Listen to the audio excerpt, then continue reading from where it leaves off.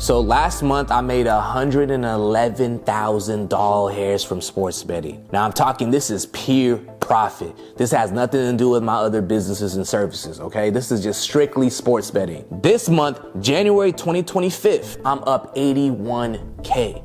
And the month's not even over yet. A lot of y'all know me from the internet, maybe my music and my sports betting. But for the people that don't know, I've been doing this sport my entire life, like decade after decade after decade. I know the ins and outs of the game. There's a reason why I'm so good at what I do. Literally, just strictly sports betting, me choosing winners, I'm able to cop a Lambo STO, right? Cuban chain, AP, got a custom chain coming in right now. About to buy a richer meal. Like, I'm crazy with this. This has nothing to do with any of my businesses. I wanted to share my 7 habits, 7 tips that helped me get to this level, that helped me get 6 figures plus per month just from choosing winners. So let's get right into it. The number one thing, the number one habit, and I don't hear a lot of people talk about this, is really understanding the sport that you're betting on.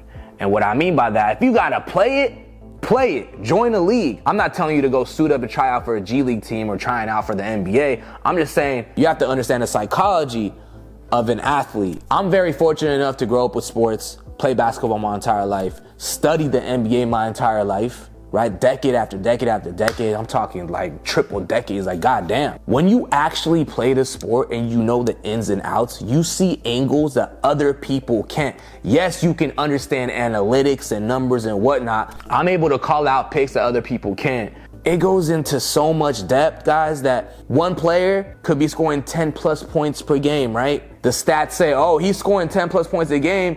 The last 20 straight games, he's gonna hit it. But what you don't know, he's going against a team that has all the momentum, that his matchup, his defender, he's never scored 10 plus points on. But then you kind of go back to like, okay, how's that from a psychological perspective? I'm just trying to make it make sense for y'all. Whatever sport that you're doing, whatever sport that you're betting on, try to play it. Join a little organized league. Understand what comes in and out, and understand about fatigue. Fatigue's the big thing. Injuries, momentum, player matchups. There's much more to it than just what you see with numbers on the screen. Just saying. Number 2 on the list, stick to straight plays. Now, if you're in a state that doesn't accept straight plays, I'm not saying do an offshore sportsbook account. I'm just saying maybe do player props, okay? But the thing is, you want the highest probability of cashing. And doing these 3, 4, 5, 6, 7, 8-man parlays, goddamn, y'all are setting yourself up for failure. You are going to lose more money than you'll ever win. For example, you actually hit a 6-man parlay. Let's just say you win $6,000 out of that $200 that you put in, and you ended up losing more of your money overall, so you're not profitable. Straight plays and 2-mans only, stay away from the parlays. A lot of the new sports bettors they just don't understand. Like, they think like, oh, parlays is the way to go. I only recommend doing parlays. I can't even say recommend because I'm not a doctor, but I say I only suggest doing parlays if you got extra money you don't care about. Throw it in this parlay and that parlay. It's all good if you got extra cheese on the side, okay? Third habit is bankroll management. Very, very important.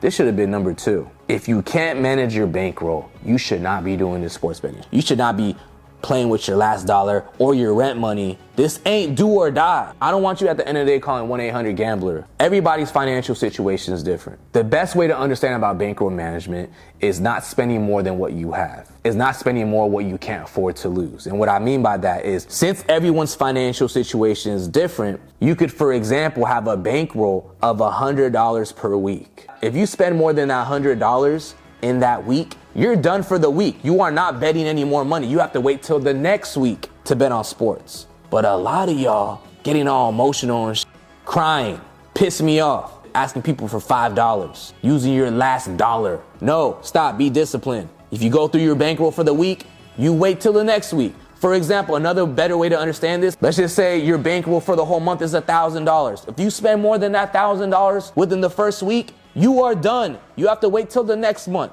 Okay, think of it as like a monthly payment that you're just doing for your sports betting. And if you do it the right way, it can be very supplementary. This income, it can pay for a lot of shit.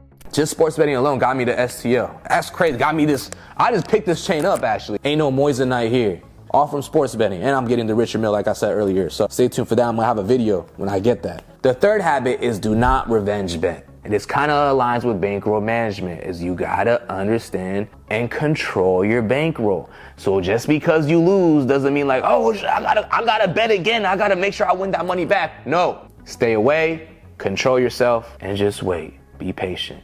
Okay, it's not the end of the world. I call this the process of elimination. And one thing I do when I'm picking out winners, whether that's, straight plays or player props, I'll pick all my top picks. Let's just say I got 10 top picks.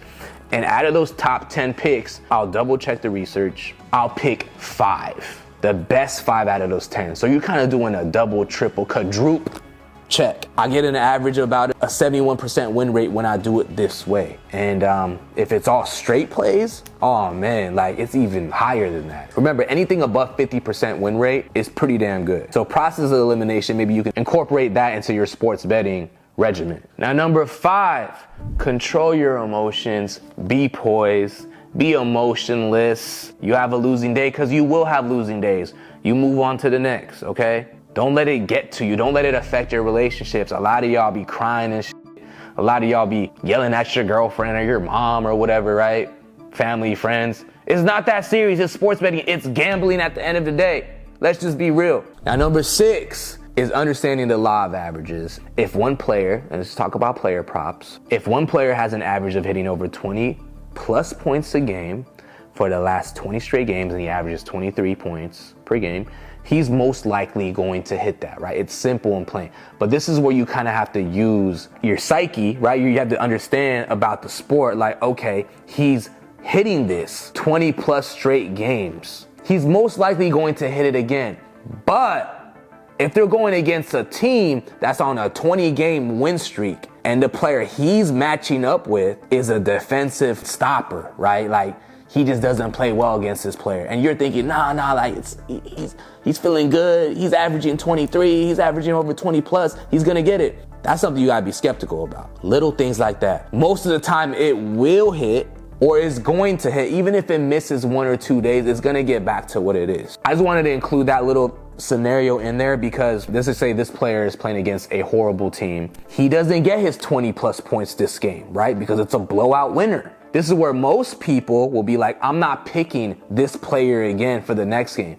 But the thing is, the law of averages always wins. So you want to pick this player again the next game because he's going to hit it. Number 7, and this is going to be like 3 things in one, okay, just to kind of end it off. Don't ever bet with your heart and your emotions. It's about being unbiased, okay? Bet with your head.